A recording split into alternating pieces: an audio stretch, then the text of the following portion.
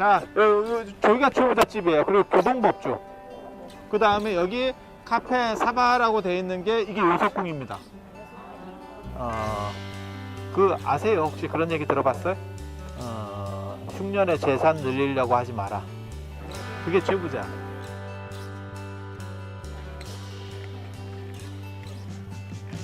사실 저런 기단에 저거 뭐야 파보면 불교 문화재가 많이 나올 거예요. 저런 기단 돌에. 저게 다 옛날에 사찰을 건축할 때 쓰던 그런 돌들이거든. 네, 그 양반집 돌이 아니고, 양반이라고 하는 건 세습지위가 아닙니다. 우리 아버지가 한의사예요, 아니면 의사예요. 근데 어쩌라고? 아들이 의사요?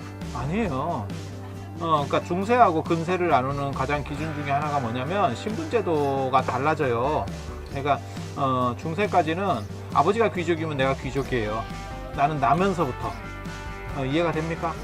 근데 우리 아버지가 근세가 되면 뭐가 있냐면 우리 아버지가 삼성 사장이에요. 그럼 내가 사장이라는 뜻은 아니에요. 이해가 돼요? 그래서 양반이라고 하는 거는 우리 아버지가 양반이에요. 아무 상관없어요, 그거. 그래서 3대가 계속 그 옥당에 못 들어가면 사건부 사원 홍문관이라고 하는 그 요직입니다. 그쪽에 못 들어가면 양반이 아닙니다. 그래서 조선 후기가 되면 이런 경상도에 양반 거의 없다고 보시면 돼요. 주역에 보면 그런 말이 있어요. 적선지가 필요여병이 있고 저각지가 필요여왕이라고 들어보셨지? 선을 쌓은 집에는 반드시 남은 재앙이 있고, 경사가 있고, 그 다음에 악을 쌓은 집에는 재앙이 있다 라고 하는 거잖아요. 그게 되게 재밌는 게, 불교는 개인 룰이기 때문에 내가 선업을 지으면 내가 선업을 받아. 그럼 개인이 받는 거예요. 근데 유교는 집단주의입니다. 그래서 내 집안이 덕을 쌓으면 내 후손이 발복해. 집안으로 나가는 거예요. 그러니까 불교는 내가 지으면 내가 받는 거예요. 지금 여기서 못 받으면 다음 생에 내가 받는 거야. 그러니까 개인 룰이에요. 개인 룰. 그런데 유교는 집단 룰인 거야. 집단 룰. 그렇기 때문에 내 집안이 덕을 쌓으면 후손이 발복해. 이해가 됩니까? 명당이라고 하는 것도 마찬가지거든요. 명당이라고 하는 것도 마찬가지예요. 내가 명당 자리에 들어가면 좋은 게 없어요. 내 개인적으로는. 내 후손이 잘 되는 거야. 내 후손이 잘 되는 거야. 그 후손에게 내가 좋은 에너지를 빨아서 이 뼈로다가 내 후손에게 전해주는 거야. 에너지를. 좋은 기운을. 그래서 이렇게 후하게 하면 그 덕이 쌓이고 그게 음덕이지, 음덕. 그 음덕이 쌓였을 때 그게 계속 유지된다 라고 생각을 하는 거예요. 예나 지금이나 똑같아요. 먹으면 나쁜 말 안 합니다. 먹으면 나쁜 말 안 합니다. 이쪽부터 요석궁이에요.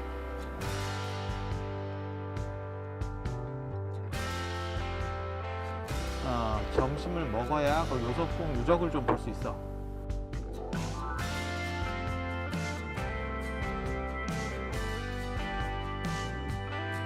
여기에는 이 위쪽으로 2개의 다리가 더 있어요. 그래서 총 3개의 다리가 유명하거든요. 이게 이제 월정교라고 하는 가장 대표적인 다리입니다. 군사도로입니다. 군사도로. 나무로 되어 있기 때문에 저 누각을 덮는 거예요. 누각을 덮는 거예요. 그래야 이제 폭이 굉장히 넓습니다. 가보면 제법 넓습니다. 이제 신라의 입장에서는 너무 수도가 한쪽에 치우쳐 있으니까 반란이나 이런 게 났을 때 군사를 내기가 어려운 거예요. 그래서 그 군사가 출동하는 일종의 그런 다리 역할도 하는 가장 대표적인 다리고, 이 위에가 일정교예요. 이게 추장교라고도 하는 월정교고, 그 위에가 일정교, 그 옆에가 이제 효부료교, 이렇게 해서 3개의 다리가 있어요. 효부료교는 이제 조선시대 때 만들어진 다리예요. 엄마가 바람 피러 가는데 아버지가 돌아가시고 엄마가 저녁에 바람 피러 댕긴대. 바람 피러 댕긴대. 그래서 아들들이 이렇게 보니까 너무 바람 피러 댕기니까 저 물 건너가기 힘들대. 그래가지고 엄마를 위해서 돌다리를 놔줬대. 그래서 아버지한테는 불효고 엄마한테는 효고, 그래서 효불효교.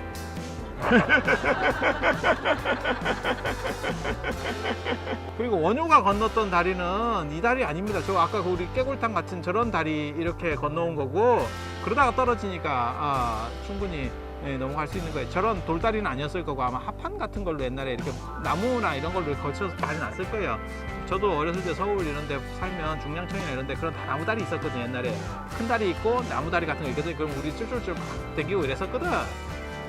그래서 이제 거기서 이제 필족하는 척 하면서 이렇게 하고 일로 들어왔다는 여가. 아유, 그렇게 학교 다닐 때도 공부를 하기 싫어했는데 또 학교를 오네, 이 사람들이.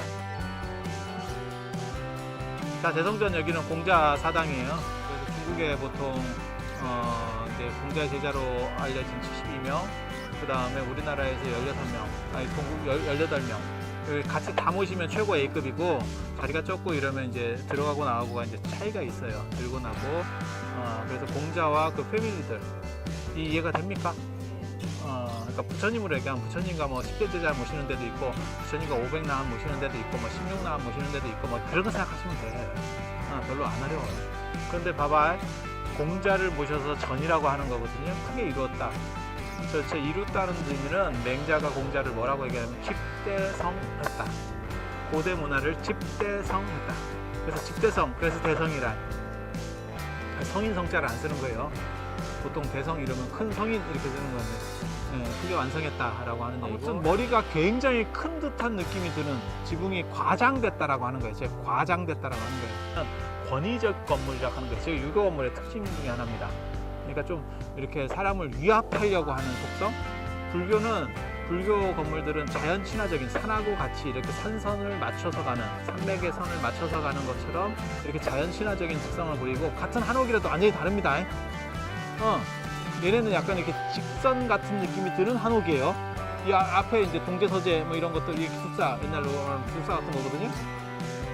이런 것도 봐봐. 그러면 이제 뭔가 이렇게 반듯하잖아. 그치? 그러니까 여봐라. 여봐라. 그 개구멍 보는 사람도 여봐라. 자, 여봐라. 하나, 둘. 자, 가자.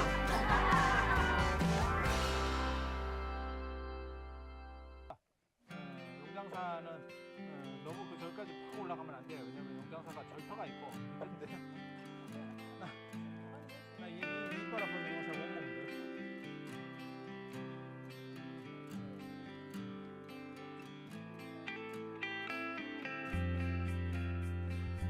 여기는 제가 밴드에도 그거 써놨지만 다 들립니까? 네. 금오신화. 금오신화를 썼던 금오봉이고, 그 설잠이 김시습이요. 그 뭐 오세신동이라고 알려져 있는 김시습이 몰라, 뭔지 나도 잘 모르겠어요. 시습이라는 게, 논어에 보면 하기시습지 불영여로와, 그래서 시습이에요. 그 시습이라고 지었다고, 논어 첫 대목을 따서 시습이라고 지었고, 세종 때 가가 그렇게 똑똑하다며, 가가 이래가지고 세종이 데리고 왔대. 왕궁으로 이렇게 해갖고, 야가 이렇게 똑똑해? 이렇게 했다는 거예요. 그래서 얘기를 해보니까 애가 똘똘해. 똘똘해. 옛날 애들이 원래 좀 띠리 하거든, 더. 근데 이제 5살에 요즘 애들 같이 영악했는갑지. 세종 때 요즘 애들이라고 생각하면 돼. 그렇게 해서 애가 똘똘하니까 세종이 비단 20필을 이제 하사, 20필인가 뭐 그럴 거예요. 아마 하사하면서 어떻게 가갈래? 이제 이렇게 한 거예요. 그랬더니 김시습이가 그게 어떻게 했냐면, 비단을 20필을 들 수가 없잖아, 5살 먹은 애가. 그러니까 한 필씩 다 이렇게 풀러가지고 맨 앞꼬리만 들고 쭉 가더래. 끌고. 그랬더니 20필이 따라가더래. 불합니다. 드는 거나 밑에 전부 펴져가지고 마찰 일으키는 거나 무게가 큰 차이가 없어요. 그거는 김시습이에 대한 어떠한 뭐랄까 천재성 이런 거를 얘기하는 데 있어서 나오는 사기입니다. 사기. 정확하게 말하면 그건 사기고, 그런 정도로 이 사람이 유명해져요. 그 유명해지는 이유는 나중에 아시다시피 이게 생육신 뭐 이래가지고 단종에 대한 어떤 애틋함 이런 것과 섞여가지고 이제 신화적인 얘기들이 점점 만들어지는 거예요. 근데 이 양반이 이제 출가해서 설잠이라고 하고, 이게 원래 강릉 사람인가 그럴 거예요. 그래서 설잠이라고 하고 이제 승려 생활을 하다가, 제가 밴드에 올려놓은 그 돌덩이 같은 게 그게 김시습 살이에요. 요번에 그 조계종으로 반환된 그 무량사 옛날에 묻혀져 있었던 살인데, 그렇게 해서 뭐 이렇게 출가 생활을 해요. 근데 출가 생활도 순탄치도 않아. 그리고 이게 성질이 이게 좀 별로 안 좋아요. 내가 보기에는 상태가 별로 안 좋은 사람이라. 그래서 제가 늘상 얘기하는 거 있어요. 이름 잘 지어야 된다고. 이름이 좀 복스럽게 이름을 짓고, 말할 때도 복스럽게 해야 돼. 제가 이제 복스럽게 말을 못해서 별로 이게 좀 잘 안 돼. 근데 복스럽게 해야 돼, 진짜. 그래서 설잠이라고 하는 게 저 눈설자에다가 저기 봉우리 잠자예요. 그러니까 눈 덮인 봉우리. 얘가 외롭지.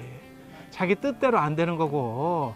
그러니까 세상에 이제 이리 충돌하고 저리 충돌하고, 지는 이제 똑똑한데 남이 알아주진 않고, 똑똑하다고 알아주는 게 아니거든, 세상이라는 게. 게다가 동아시아는, 서양은 개인주의이기 때문에 똑똑하면 그걸 대우를 해주는 거고, 동아시아에서는 똑똑하면 찍어 내려요, 집단이. 그러다 보니까 이제 여러 가지 아픔이 있고, 그 다음에 출가했다가 속퇴했다가 뭐 왔다 갔다 하면서 뭐 별짓 하는데 아무것도 없어요. 그러니까 김시습하고 최치원은 대단한 업적이 있는 사람 같지만 개뿔도 없습니다. 그냥 그렇게 유명해. 그게 그 사람의 어떻게 보면 팔자야. 그리고 유일한 복이야. 그래서 이제 요 다리를 이름을 그냥 요즘 놓은 거예요. 요즘 놓고 그냥 설장교라고 해놓고, 왜냐면 원래는 저기 태연 스님이 유명한데 태연 스님을 사람들이 잘 몰라. 그리고 김시습이 인지도가 더 높으니까 이제 뺏기는 거요. 그렇지. 태연 스님 같은 경우는 옛날에 그 대단한 스님인데, 그 대단한 스님인데도 불구하고 이렇게 되는 거 보면 좀 안타깝지. 김시습하고 게임도 안 되는 사람이야. 좀 머리 훨씬 좋은 사람이거든. 그런데도 그런 거지. 그러니까 안중근 생각하면 돼요. 안중근도 특별히 뭐 머리가 좋고 뭐 있고 이런 게 아니거든. 아니, 그렇지 않아요? 별게 없어요. 그냥 용기가 있었던 거지. 용기가 있었던 거지. 실제로 뭐 대단한 뭐가 있어? 그런 건 아니야. 그런데 제가 그런 얘기 하잖아요. 안중근 글씨가 추사 김정희 글씨보다 비싸다고. 그 인지도 때문에. 왜냐면 김정희보다 안중근에 대한 선호도가 우리가 더 높거든. 그래서 설장교가 되는 거예요.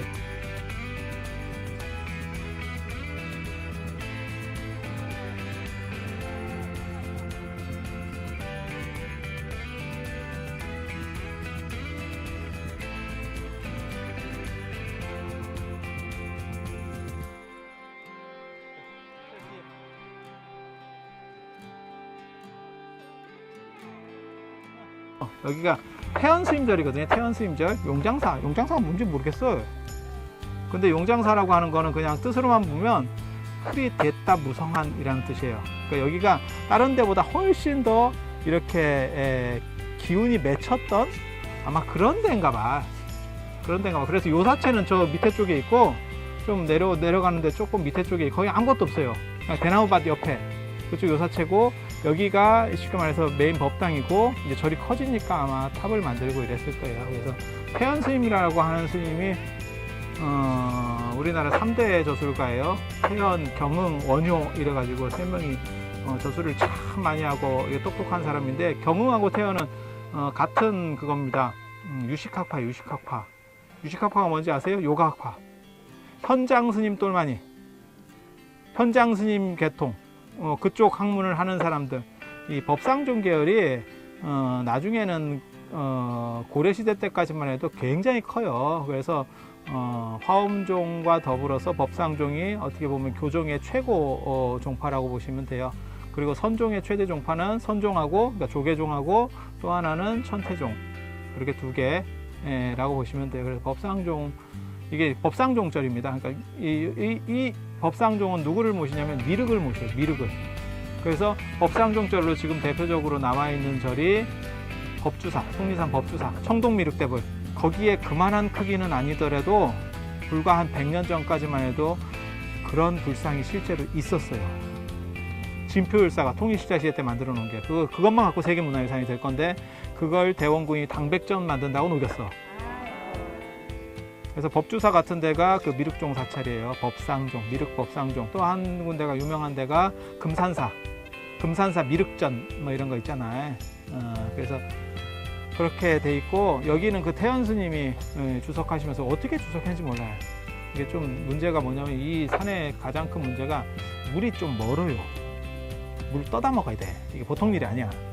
그렇지 않아요? 보통 절 옆에 물이 바로 있어야 되거든.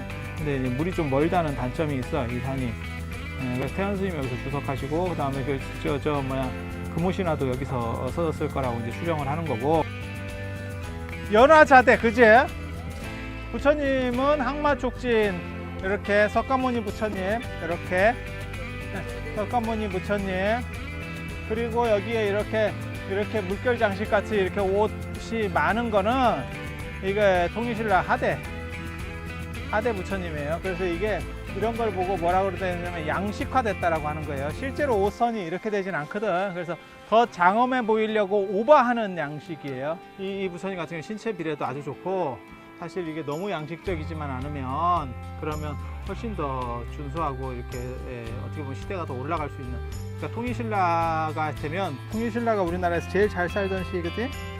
아이고 얼굴에 벌써 다 생기겠네. 그래서 통일신라가 우리나라 제일 잘 사는 때고, 그 통일신라 중에서도 통일 직후 문무왕, 신문왕, 그 다음에 그 성덕왕, 이때가 최전성입니다. 그리고 거기에서 조금 지나면 이제 불국사 석굴암 나오는 그때가 이제 난숙기라고 하는 거, 그 뒤부터 이제 꼬꾸라지는 거예요. 그래서 우리나라 전 역사를 통틀어서 그때가 제일 잘 살던 때고, 그러다 보니까 정신적 균형이 이루어지면 이렇게 이런 상호가 좋은 부처님들이 나오기 시작해요. 그래서 돈이 있고 문화가 높으면 아무래도 다 발전하는 거고, 그 다음에 통일신라 하대로 들어가면 이제 맨 마지막 끝날 때쯤 되면 이제 선종이 나오기 시작하거든요. 선종이 들어와요. 선종이 들어오면, 선종은 마음 공부 중심이에요. 마음 공부 중심이라고 하는 건 뭐냐면 초점이 내 마음에 맞춰져 있어. 그러면 이런 존상 만드는 건 어떻게 될 것 같아요? 상대적으로 떨어지겠죠. 그죠? 그래서 개인화되면 이런 문화, 외부적인 문화들은 떨어져요. 그래서 교종이 발전할 때 이런 문화들이 훨씬 좋아지고, 그 다음에 이제 선종이 발전하면 이런 건 떨어지고. 그 태연 스님이 저번에 그 제가 밴드에 올려놨잖아. 이게 예불하고 이렇게 저 부처님이 이렇게 돌면 부처님 머리를 이렇게 돌렸다고. 그래서 너무 돌려가지고 떨어져. 부처님이 먼저 파송이 됐고, 그 다음에 나중에 그런 전설이 붙었을 거예요. 그러니까 부처님 목이 떨어지니까 그거를 심지를 꽂았을 거예요. 이렇게. 그래서 보수를 하는 거지. 여기 뚫어가지고 양쪽에 밑에 몸도 뚫고, 그래갖고 철근 같은 걸 박아놓으니까 나중에 헐거워지니까 약간씩 놀았을 거예요. 그래서 그런 게 태연 스님 전설하고 붙어서 아마 뭐 목이 돌아갔다, 이런 얘기들이 스토리가 만들어졌을 겁니다.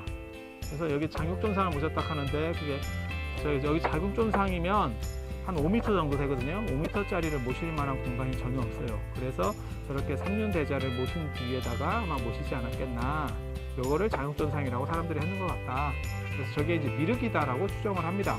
그리고 저 보면 스님 같기도 해요. 스님 같기도 해.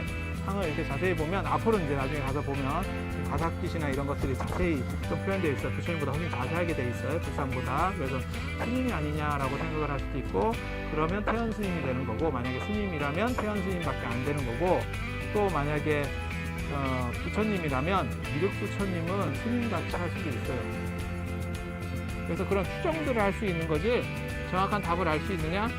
머리가 없으면 알 수 없습니다. 자, 이 부처님 봐봐. 부처님 봐봐.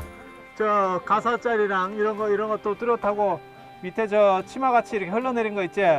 저걸 이제 상현자라 그러는데 저게 미술사적으로 큰 문제가 있거든. 저 촌놈들이 뭐라고 얘기하냐면, 부처님 가사가 대자까지 내려왔대. 그래서 치마같이 흘러내렸다가 상현자락 하는데, 그게 그런 게 아니요. 그걸 내가 찾았다고. 율장에 보면 옛날에 부처님이 딱 법문을 설하실 때가 되면 어떤 일이 벌어지냐면, 사람들이 자기 위에, 인도 사람들이 이렇게 사리같이 이렇게 뚫뚫 감고 있거든요. 그러면 이게 법자야. 그러면 법을 청할 때 자기 그 뚜껑을 벗어가지고 위에다 깔아줘요. 착착착 깔아. 그러면 내가 올라가서 법을 설하는 거야. 그래서 저게 밑에가 저렇게 내려오는 거예요. 그러니까 저게 몸에서 내려온 옷이 아니야. 근데 이제 저런 문화를 잘 모르니까, 인도 문화를 잘 모르면, 율장을 안 보는 사람들은 그걸 잘 모르니까 옷이 위로 길어서 내려왔다 이렇게 생각을 하는 거예요. 이 옷이, 그러니까 내가 앉은 옷이 내려와서 덮었다 이렇게 생각하는 거예요. 이거 이제 삼륜대자불이라고 하는데, 윤판이 3개. 그래서 이제 삼륜의 위에 삼륜좌. 굉장히 드뭅니다. 요거는 여기 말고 어디 있냐면 그 아주 또라이틱한 불상들이 많은 데가 있어요. 운주사. 화순 운주사 가보셨으면 별 특이한 게 다 있거든요. 그거는 지 멋대로 만들어서 그래. 지 멋대로. 근데 그런 데 가면 이런 부처님이 있어. 그러니까 굉장히 특이한 부처님이에요. 이렇게 올려가지고 착착착 뭐 주판알 같이. 그치? 그래서 윤판이 3개. 저 윤판 3개를 지름, 풍륜, 수륜 이렇게도 넣을 수도 있고, 아, 우리가 또 잘 지어내잖아 그런 거. 답이 있느냐? 답은 없어. 근데 저 인도의 세계관에 보면 부처님께서는 어디에 앉는다고, 깨달을 때 어디에 앉는다고 그러냐면 흔들리지 않는 금강보좌에 앉는다고 돼 있어. 금강보좌는 수륜, 지륜, 아니 그 풍륜, 수륜, 지륜 그 위에 그 맨 밑에서부터 올라오는 아주 안 흔들리는 땅이 있어. 그게 금강보좌야. 그렇게 딱 연결시키면 맞아, 하고가. 이제 올라올 때는 다 간 거고, 이제 내려가는 일만 남았어. 내려가는 일만.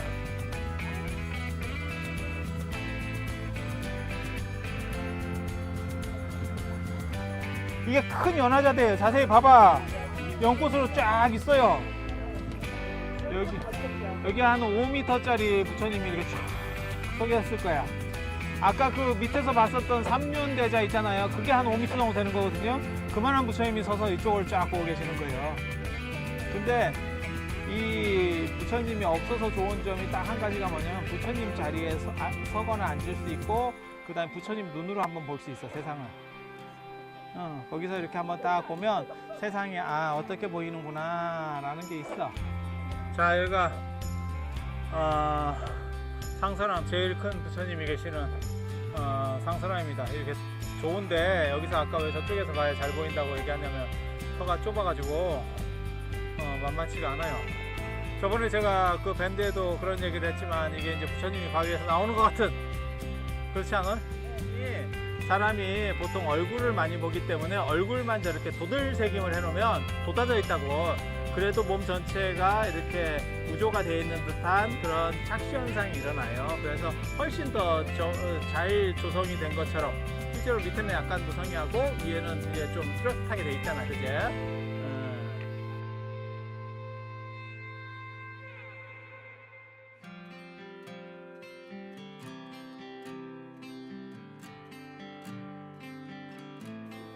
보살님 안 나와. 이쪽으로 와, 이쪽으로.